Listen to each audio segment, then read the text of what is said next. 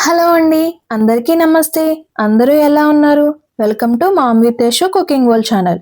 Please అండి, first time కనుక మన వీడియోస్‌ని చూస్తున్న వాళ్ళు సబ్స్క్రైబ్ చేసి ఫాలో చేయండి. ఇంకిప్పుడైతే మన వీడియోలోకి వెళ్ళిపోదాం. ఈరోజు స్పెషల్ వచ్చి చిన్న కాకరకాయలు, అదేనండి ఆ కాకరకాయలు.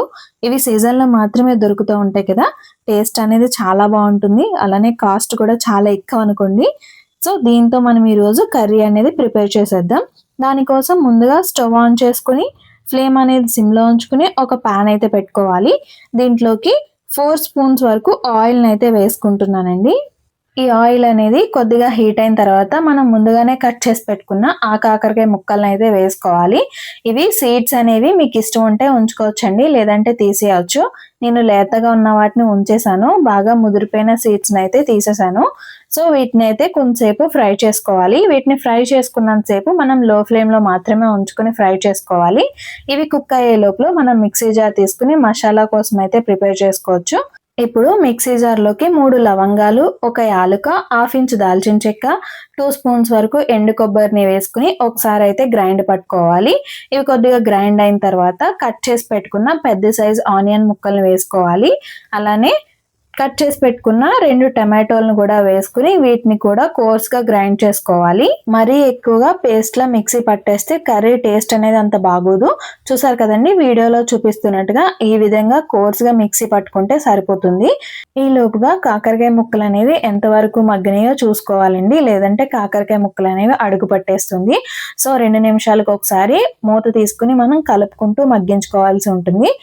చూసారు కదండీ, ఇవే ఒక 50% అయితే మగ్గినియి. ఇప్పుడు మరలా ఒకసారి మూత పెట్టుకుని మరొక 2 నిమిషాల పాటు లో ఫ్లేమ్‌లో అయితే మగ్గించుకోవాల్సి ఉంటుంది. ఇలా కలుపుకుంటూ మూత పెట్టుకుంటూ చేయడం వల్ల కాకరకాయ ముక్కలనేవి త్వరగా మగ్గిపోతాయండి.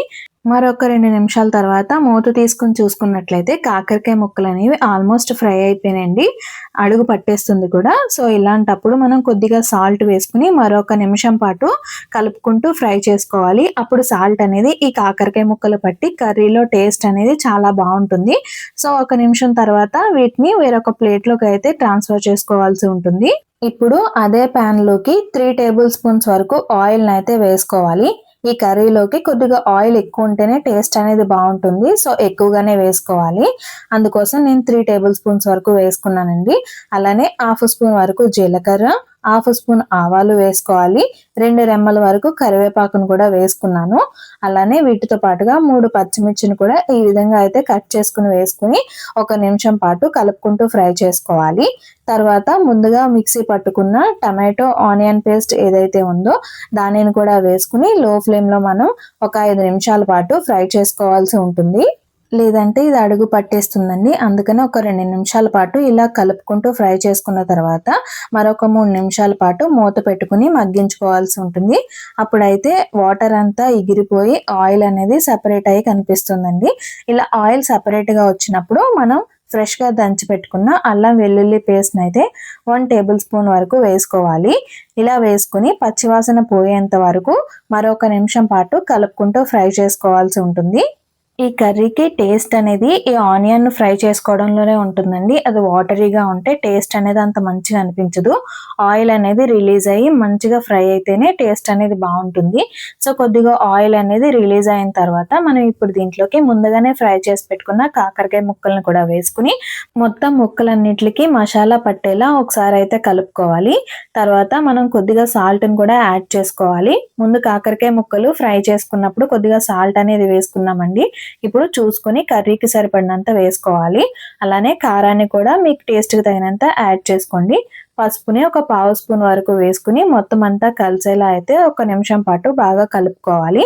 ఇలా కలుపుకున్న తర్వాత ఇప్పుడు దీంట్లోకి వాటర్‌ని అయితే యాడ్ చేసుకోవాలి.